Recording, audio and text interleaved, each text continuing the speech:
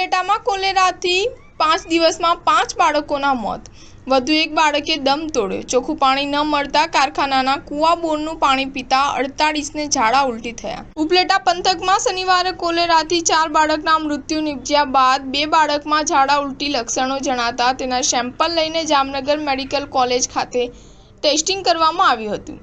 એ બંને case positive આવ્યા હતા, જેમાંથી એક બાળકનું મૃત્યુ નિપજ્યાનું જિલ્લા આરોગ્ય તંત્રે જણાવ્યું છે। આથી કોલેરાને કારણે બાળકોનો મૃત્યુઆંક 5 પર પહોંચી ગયો છે। તપાસ કરતા ગરીબ મજૂરો ગંદા લતામાં પ્લાસ્ટિકના વેસ્ટના ઢગલા પાસે રહેતા હતા। ચોખ્ખું ફિલ્ટર અને જીવાણુ મુક્ત કરેલું પાણી પૂરું પડતું ન હતું, આથી કુવા બોરનું પ્રદૂષિત પાણી પીવા મજબૂર હતા।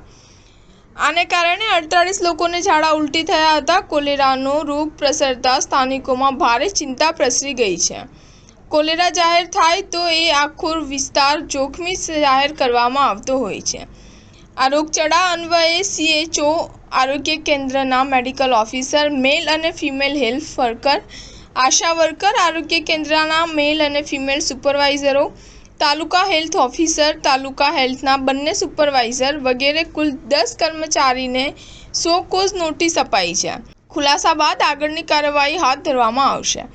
ઉપલેટાના આ વિસ્તારમાંથી ઝાડા ઉલટીના 48 કેસ મળ્યા છે। ચોંકાવનારી વાત એ છે કે નર્મદા પાઇપલાઇન નજીકમાંથી પસાર થતી હતી, પરંતુ કારખાનેદારોએ નિયમ અનુસારના પૈસા ભરીને મજૂરો માટે ચોખ્ખા પાણીના નળના જોડાણ લીધા ન હતા।